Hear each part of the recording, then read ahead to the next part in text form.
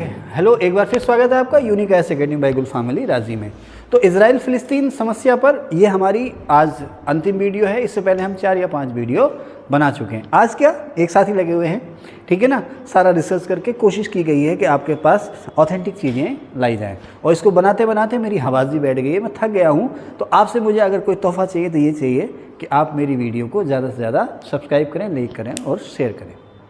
Okay, तो 1964 में PLO बना, पैलेस्टाइन लिबरेशन ऑर्गेनाइजेशन या फ़िलिस्तीन मुक्ति मोर्चा। हिंदी में इसको कहते हैं फ़िलिस्तीन मुक्ति मोर्चा, इंग्लिश में इसको बोलते हैं पैलेस्टाइन लिबरेशन ऑर्गेनाइजेशन। 1967 में यासिर अराफात जो थे वो PLO के चीफ बने। अच्छा, ये जो PLO जो था ना, PLO जो था एक तरह से रेडिकल ऑर्गेनाइजेशन था।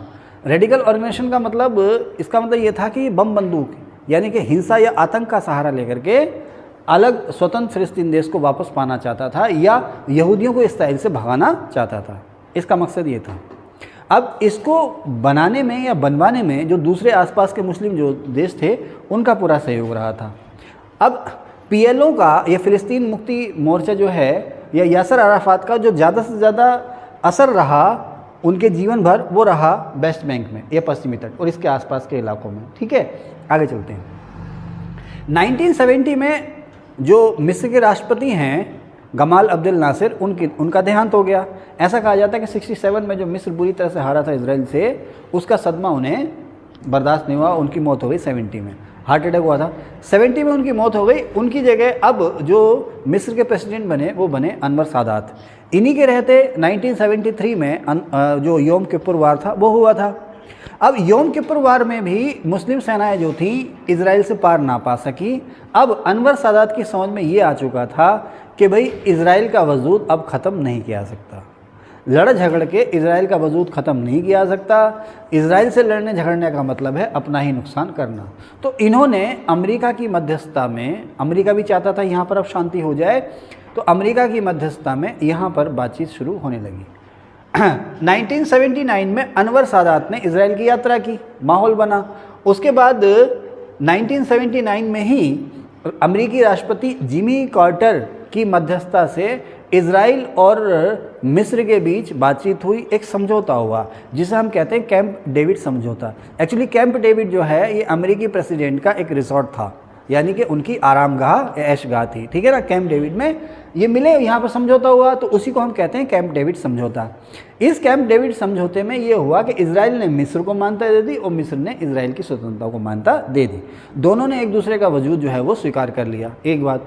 दूसरी बार मिस्र ने इजराइल को गारंटी दी कि एक तो हम आपको तेल की सप्लाई देंगे, तेल सबसे इंपॉर्टेंट हो चुका था, तेल की सप्लाई देंगे, और दूसरी बात हम न केवल सुएज़ कनाल बल्कि इजिप्ट के आसपास जो भी समुद्री रास्ता है वहाँ से आपको गुजरने देंगे। आपके शिप, आपका जो कुछ भी साजो सामान, व्यापार कारोबार होता है, उसमें किसी तरह की रुकावट हम नहीं पैदा करेंगे। ठीक है साहब, इस तरह से मिस्र और इजराइल के बीच में शांति हो गई। अच्छा, 1980 में एक चर्चित शब्द आता है जेरूशलम लॉ या यरूशलम कानून। इसमें क्या किया इजराइल की संसद, पता है इजराइल की संसद का क्या नाम है, किसी को पता है? इजराइल की पार्लियामेंट का क्या नाम है? नेसेट। तो इजराइल की पार्लियामेंट ने एक कानून पास किया 1980 में, जिसे जेरूशलम लॉ कहते हैं, कि दुनिया भर में जहाँ भी यहूदी बसे हुए हैं, वो किसी भी देश के नागरिक हैं, उन्हें इजराइल की नागरिकता भी दी जाती है। किसी भी देश के नागरिक हैं, कहीं भी बसे हैं, उन्हें इजराइल की नागरिकता दी जाती है। वो जब चाहें तब आकर के इजराइल में रह सकते हैं, आज या 100 साल बाद जब चाहें तब आकर के इजराइल में रह सकते हैं। तो दुनिया भर में जहाँ पर भी यहूदी हैं उन्हें इजराइल मान्यता देता है।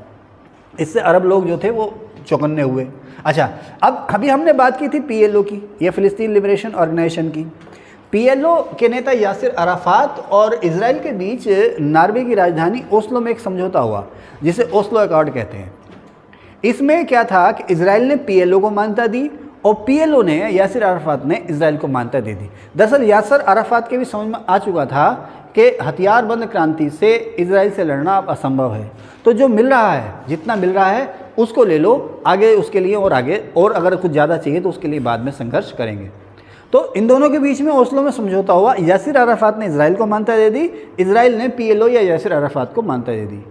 अब ये जो आप वेस्ट बैंक देख रहे हैं ना, आप वेस्ट बैंक और गाज़ा पट्टी, अभी मैं यासिर अराफात पे लौट के आऊँगा। गाज़ा पट्टी जो है एक्चुअली इसकी सीमा एक और मिस्र से, दो ओर से इजराइल से और एक ओर से भूमध्य सागर से लगी हुई है। यानी कि ज़मीन में ये इजराइल और इजिप्ट से घिरा हुआ है और समुद्र की ओर से इसकी सीमा मिलती है भूमध्य सागर से। इसमें तो खैर मैंने बड़ा हिस्सा दिखा दिया है, इसका बहुत छोटा सा हिस्सा है जो मिस्र से लगता है। ज़्यादातर हिस्सा इसका ज़मीनी हिस्सा किससे लगता है? इजराइल से लगता है। यहाँ पर जो हैं फ़लस्तीनी मुसलमान बचे हैं और यहाँ पर भी फ़लस्तीनी मुसलमान बसे हैं। बाकी ज़्यादातर इलाकों में यहूदी लोग का कब्जा हो चुका। अच्छा, इजराइल में ऐसा नहीं है कि सारे के सारे यहूदी हैं। इजराइल में लगभग 79% जो हैं यहूदी हैं, लगभग 20 से 21% जो हैं वो हैं मुस्लिम। इजराइल में मुस्लिम भी हैं, 20-21% मुस्लिम हैं और 4 या 5% जो हैं वो क्रिश्चियन से ईसाई हैं। लेकिन बहुसंख्यक जो हैं वहाँ पर वो यहूदी हैं, 20-21% मुस्लिम भी हैं वहाँ पर। ओके, खैर, तो अब जो फ़िलिस्तीन के जो मुसलमान थे वो दो हिस्सों में बटे, एक यहाँ पर जिसे आप वेस्ट बैंक कह रहे हैं और दूसरे गाज़ा में। अच्छा, 1967 तक गाज़ा पर जो कब्जा रहा था मिस्र का रहा था। 1967 के बाद इस गाज़ा को फिर से इसराइल ने कब्जा लिया था और धीरे धीरे यहाँ पर यहूदियों को बसाना भी शुरू कर दिया। लेकिन ये एरिया जो है अशांत है, इसने हमेशा इजराइल से संघर्ष किया है, झगड़े होते रहे। तो अब इसमें इन झगड़ों की वजह से, दंगे फसाद की वजह से इजराइल का जो विस्तार है या इजराइल की जो बस्तियां हैं इतनी तेज़ी से ना बस पाई जितनी तेज़ी से वेस्ट बैंक में बसी। अपनी पिछली वीडियो में मैंने कहा भी है कि वेस्ट बैंक कहने को फ़िलिस्तीन है, कहने को फ़िलिस्तीनियों का है, लेकिन इसके भी ज़्यादातर इलाके पर जो इजरायली नागरिक हैं उन्होंने कब्जे कर लिए हैं, बस्तियाँ बस गई। ठीक है, अब गाज़ा के लोगों ने इस समझौते को मान्यता नहीं दी। अब फ़िलिस्तीन जो है एक तरह से अनौपचारिक रूप से दो हिस्सों में बट गया। इसकी घोषणा तो नहीं हुई है। एक तरफ ये है आपके PLO वाले। अच्छा, जो फ़िलिस्तीनी लिबरेशन ऑर्गेनाइजेशन है इसका जो राजनीतिक गुट है, राजनीतिक जो चेहरा है उसको कहते हैं फ़तेह। तो आप यहाँ PLO या फ़तेह का शासन कह सकते हैं और इधर जो है गाज़ा पट्टी पे हमास का शासन है। अभी हमास की बात बाद में करेंगे। तो जो यासिर अराफात और इजराइल के बीच जो समझौता हुआ था वो गाज़ा के लोगों ने नहीं माना, वो मिस्र ने भी नहीं माना, लेकिन यासिर अराफात ने मान लिया। अब इजराइल ने बीच का रास्ता ये निकाला कि ये जो एरिया है जिसे आप वेस्ट बैंक कहते हैं इसे स्वायत्तता दे दी। स्वतंत्रता नहीं, स्वायत्तता। स्वायत्तता को आप सीमित स्वतंत्रता कह सकते हो, है ना। ऐसी आज़ादी जिस पर तरह तरह की बंदिशें लगी हों उसे ऑटोनॉमी या स्वायत्तता कहते हैं। और यासिर अराफात को इन्होंने इस पश्चिमी तट का नेता मान लिया। यहाँ की सरकार जो कही गई उसको नाम दिया गया फ़िलिस्तीनी अथॉरिटी या फ़िलिस्तीनी प्राधिकरण, और इसके पहले जो राष्ट्रपति बने वो यासिर अराफात बने। UNO ने भी इस समझौते को मान्यता दे दी।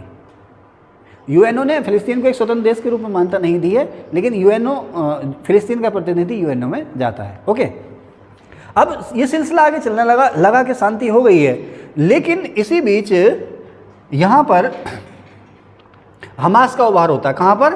गाज़ा में। अच्छा, गाज़ा की बात कर रहे थे। गाज़ा जो है लगभग 45 किलोमीटर इसकी लंबाई है और 6 से 10 किलोमीटर ये चौड़ा है, पतली पट्टी के समान, इसीलिए इसको नाम देते हैं हम गाज़ा पट्टी। यहाँ पर ज़्यादातर सुन्नी मुस्लिम रहते हैं। अब ये लोग जो हैं, अब इनका खाना पीना कहाँ चलता है? इन लोगों की हालत जो है बहुत ख़राब है।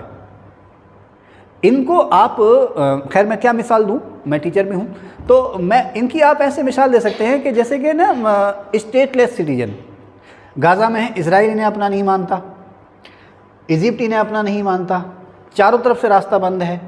अच्छा, मिस्र में एक मिलिटेंट या टेररिस्ट ऑर्गेनाइजेशन है जिसका नाम है मुस्लिम ब्रदरहुड। इसका झगड़ा है मिस्र की सरकार से, इसका झगड़ा मिस्र की सरकार से। मुस्लिम ब्रदरहुड जिसका नाम है वो चाहता है कि मिस्र में तख्ता पलट हो जाए, वहाँ पर शरीयत का कानून लागू हो जाए। तो अब ये जो मुस्लिम ब्रदरहुड है, मिस्र आरोप लगाता है कि मुस्लिम ब्रदरहुड और हमास का क्लोज रिलेशन है, ये दोनों एक ही हैं। वो कहता है कि गाज़ा में जो हमास है वो एक्चुअली मुस्लिम ब्रदरहुड की ही शाखा है।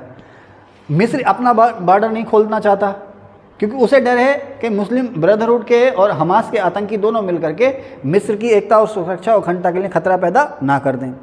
तो इन्हें मिस्र से भी कोई खास रियायत नहीं मिलती। इजराइल को डर है कि अगर बॉर्डर खोल दिया जाए तो हमास के गुरवादी इजराइल के अंदर ना घुस आएँ। तो चारों तरफ से ये सीमा सील है। इनको खाना पानी दाना राशन जो भी मिलता है वो इजराइल की मेहरबानी से मिलता है, जितना और जितना। जैसे आजकल देखते हैं ना, 1 घंटे के लिए बिजली अगर चली जाए तो हम लोग परेशान हो जाते हैं। मुश्किल से यहाँ 4-5 घंटे बिजली आती है और जितनी इनकी भूख है उससे कहीं कम, बस जीने लायक इनको भोजन मिलता है। गाज़ा के कुछ लोगों को, कुछ हज़ार, यहाँ 20 लाख की आबादी है, यहाँ कुछ हज़ार लोगों को इजराइल वर्क परमिट जारी करता है। उस वर्क परमिट के आधार पर वो इजराइल में जाकर दिहाड़ी मजदूरी कर सकते हैं। यहाँ की ज़्यादातर आबादी जो डिपेंड है यूएन द्वारा चलाए गए रिफ्यूजी कैंप पर। गाज़ा एक्चुअली कोई शहर, कोई बस्ती नहीं है, ये एक तरह का रिफ्यूजी कैंप है। और हमारे पत्रकार बंधु कहते हैं कि गाज़ा जो है दुनिया की सबसे बड़ी खुली जेल है। खुली जेल समझते हैं? ये लोग प्रिजनर हैं, ये इधर नहीं जाते, किधर नहीं जा सकते, ये इनका अपना कोई वजूद नहीं है, द्वितीय दर्जे के नागरिक हैं ये। ह्यूमन राइट्स के नाम पर यहाँ कुछ नहीं है। घनी बस्ती है, जैसे कीड़े कुलबुलाते हैं नालियों में, ऐसे यहाँ पर आबादी कुलबुलाती है। ये मैं नहीं कह रहा हूँ, पत्रकार बिरादरी कह रही है। समझ रहे ना? खाने को पीने को बहुत कुछ नहीं है। एजुकेशन के नाम पर यहाँ पर यूएन ने जो स्कूल कॉलेज अपने चला रखे हैं वो है। 1857 की क्रांति हुई थी, तो उसके बारे में मैं कहता हूँ कि 1857 की क्रांति का कारण क्या था कि जब भूखे पेट नंगे बदन और खाली हाथ जब एक साथ उठ खड़े हुए, तो उन्होंने ये नहीं देखा कि हम ईसाई हैं, हिंदू हैं या मुस्लिम हैं, बौद्ध हैं या जैन हैं। सब गरीब थे। सबकी पहचान क्या थी? गरीबी, भूखमरी, बेरोजगारी, है ना, शोषण, लूट, सारे एक हुए शोषक के खिलाफ। किसके खिलाफ? शोषक के खिलाफ। वो शोषक कौन था? ब्रिटिश गवर्नमेंट शोषक थी। तो जो सोच हमारी थी ना, इसी तरह की सोच एक राजनीतिक गुट ने यहाँ गाज़ा में भर रखी है, जिस गुट का नाम है हमास। हमास यहाँ के लोगों को बरगलाता है कि देखो इजराइल की वजह से आज हमारी हालत ये है, हमने आज़ाद होना है, आज़ादी का एक ही रास्ता, मरेंगे या मार देंगे।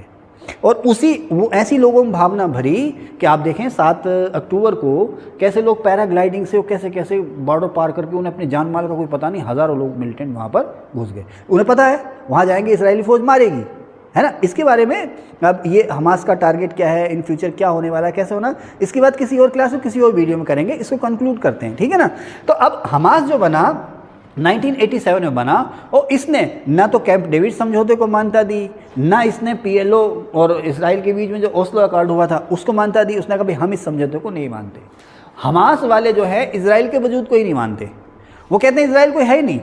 हालांकि ये बिल्कुल सत्य है, और इस तरह से कहना सूरज को दिया दिखाना है, ये बिल्कुल सत्य है कि इजराइल का वजूद है। इजराइल का वजूद आज की तारीख में कोई नहीं मिटा सकता, ये अटल सत्य है। लेकिन हमास उसे मानता नहीं देता। वो कहता नहीं, आप विदेशी हो, आप लुटेरे हो, आपने हमारी ज़मीन कब्जा रखी है। तो अब इसी को लेकर के अब धीरे धीरे क्या हुआ, जब हमास में 20 लाख की आबादी, आप सुन रहे हैं 20 लाख की आबादी, अभी आप देख रहे हैं युद्ध चल रहा है। तो कल इजराइल की फ़ौज ने हिम्मत की है गाज़ा के अंदर जाने की। उससे पहले इजराइल की फ़ौज गाज़ा के अंदर नहीं जा रही, ज़मीन के रास्ते अंदर नहीं जा रही, क्योंकि पता नहीं किस बिल्डिंग में उग्रवादी छुपा बैठा हो, कहाँ से गोली आ जाए, कुछ पता नहीं ना। इसलिए पहले उन्होंने एयर स्ट्राइक की, अच्छे खासे बम बंदूक सब वहाँ पे मार के गिरा दे, तो देखेगा अब खतरा नहीं है, तो उन्होंने अंदर घुसना शुरू कर दिया। तो 2005 से पहले ये जो हमास का जो गुट है इजरायली सैनिकों पर, नागरिकों पर हमले करता था, तो उन्होंने भी शांति के लिए 2005 में गाज़ा पट्टी को खाली कर दिया, लेकिन नाकेबंदी बंद नहीं करी। उस शहर को खाली कर दिया, नाकेबंदी जो है वो बंद नहीं की। आज की तारीख में 2007 में गाज़ा में इलेक्शन हुए, पीएलओ भी लड़ा वहाँ चुनाव, लेकिन गाज़ा में हमास को बहुमत मिला। आज की तारीख में वहाँ पर हमास का शासन है। हमास जो कि उग्रवादी गुट है उसका शासन है। और पिछली 7 अक्टूबर को जो लड़ाई हुई है वो लड़ाई है हमास बनाम इजराइल की। अब इस लड़ाई की क्या वजह है? इजराइल फ़िलिस्तीन समस्या क्या है? ये धार्मिक समस्या है, ये ज़मीन की समस्या है, ये व्यापार की समस्या है, ये पूंजीपति आपस में मिलकर मुर्गे लड़ा रहे हैं अपने फ़ायदे के लिए। इसके पीछे हथियार लॉबी है, इसके पीछे पॉलिटिकल लॉबी है, इसके पीछे इस्लाम है, यहूदी हैं या ईसाई हैं, इसके पीछे फर्स्ट वर्ल्ड वार है, सेकेंड वर्ल्ड वार है, क्या है? इन सब के बारे में बात करेंगे अपनी अगली वीडियो में। आज के लिए बस इतना ही। अगर आपको वीडियो अच्छी लगी है तो मेरी वीडियो को प्लीज़ लाइक, शेयर और सब्सक्राइब ज़रूर कीजिएगा, इससे मुझे मोटिवेशन मिलेगा। जय हिंद।